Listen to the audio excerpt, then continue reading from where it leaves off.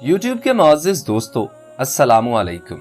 मैं हूं मोहसिन रजा और आप देख रहे हैं उर्दू इन्फो टीवी। फखरुद्दीन पाशा, यकीनन आप इस नाम को पहली बार सुन रहे हैं। ये खिलाफत उस्मानिया का वो बहादुर जर्नैल था जो अकेला तने तनहा अरब बागियों और बरतानिया और उसके इत्तेहादी अफवाज से 72 दिन तक लड़ता रहा। बाद में बरतानिया ने इसकी बहादुरी और दलेरी से मुतासिर होकर इसे सहराई चीता या टाइगर ऑफ द डिजर्ट का खिताब दिया। तारीख इसे मदीना का मुहाफिज के नाम से याद करती है।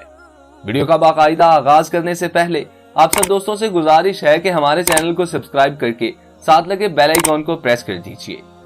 वो खिलाफत उस्मानिया का एक बहादुर जर्नैल था, लेकिन जिस चीज ने उसकी शख्सियत उजागर की वो था उसका हुजूर नबी करीम सल्लल्लाहु अलैहि वसल्लम से ताल्लुक और इश्क। पहली जंग अजीम के दौरान बरतानिया तकरीबन हर जगह सल्तनत उस्मानिया के हाथों शिकस्त पे शिकस्त खाता जा रहा था, तो उसने एक चाल सोची। उसने शरीफ मक्का हुसैन बिन अली, जो के हिजाज का गवर्नर था, अपने साथ इस लालच पे मिला लिया कि जंग के इख्तिताम पर उसे मुसलमानों का खलीफा बनाया जाएगा।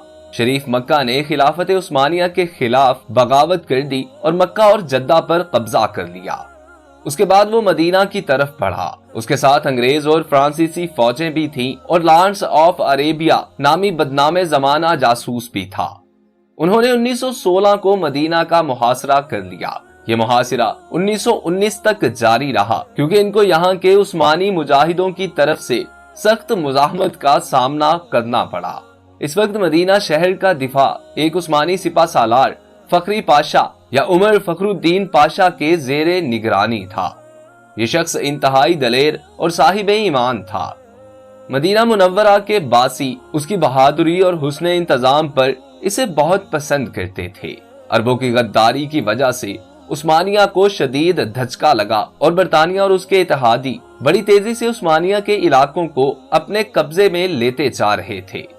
उस्मानिया के इत्तेहादी बल्गारिया के हथियार डालने पर जर्मनी ने भी हथियार डाले और इसी वजह से बिलाखिर सल्तनत उस्मानिया को भी बरतानिया और इत्तेहादी के सामने हथियार डालने पड़े।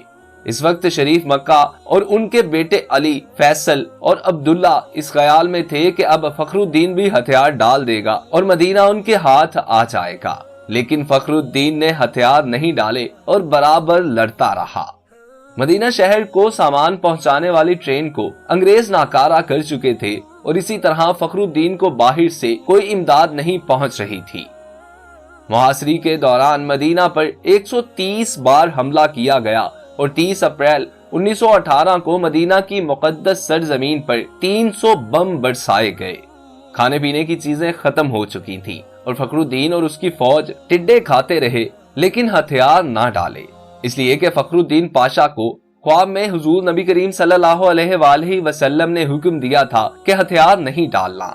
एक तुर्क मुसन्निफ लिखता है, एक मर्तबा 1918 में जुमा के दिन फखरुद्दीन पाशा मस्जिद नबवी में नमाज के दौरान खुतबा देने मिंबर की सीढ़ियों पर चढ़ने लगा तो आधे ही रास्ते में रुक गया और अपना चेहरा हुजूर सल्लल्लाहु अलैहि वसल्लम के रोजे मुबारक की तरफ करते हुए कहने लगा, ऐ अल्लाह के रसूल, मैं आपको कभी नहीं छोड़ूंगा। इसके बाद उसने नमाजियों और मुजाहिदीन से बलवला अंगेज खिताब किया।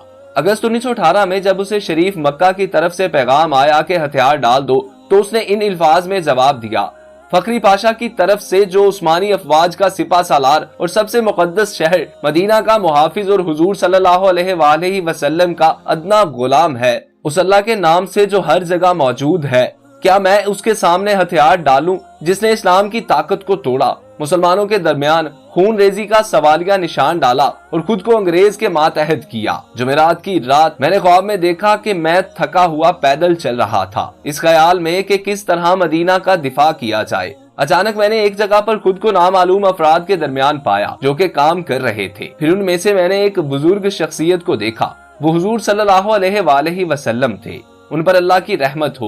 उन्होंने अपना बायां हाथ मेरी पीठ पर रखा और मुझसे तहफ्फुज का एहसास दिलाने वाले अंदाज में कहा, मेरे साथ चलो।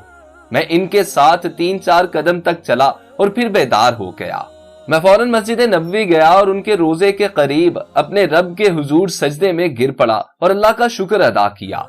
اب میں حضور صلی اللہ علیہ وآلہ وسلم کی پناہ میں ہوں جو میرے سپہ سالار اعلیٰ ہیں، حدود کے دفاع میں دل و جان سے مصروف ہوں۔ اب مجھے ان بیکار پیشکشوں سے تنگ نہ کرو۔ 30 اکتوبر 1918 کو سلطنت عثمانیہ نے ہتھیار ڈال دیے اور وزیر جنگ نے فخری پاشا کو پیغام بھیجا کہ ہم نے معاہدہ کر کے ہتھیار ڈال دیے ہیں، اب تم بھی ہتھیار ڈال دو۔ لیکن فخری پاشا نہ مانے اور اپنی تلوار حوالہ کرنے سے انکار کیا۔ اس پر عثمانیہ نے اسے عہدے سے برطرف کر دیا، لیکن اس کے باوجود بھی وہ ڈٹے رہے اور اسی طرح لڑتے رہے۔ اسی طرح جنگ ختم ہونے کے باوجود یہ صحرائی چیتا، یہ عاشق رسول صلی اللہ علیہ وآلہ وسلم 72 دن تک اکیلے عرب باغیوں اور برطانیہ اور اس کے اتحادیوں سے لڑتے رہے اور اپنے چھوٹے سے دستے سے مدینہ کی حفاظت کرتے رہے۔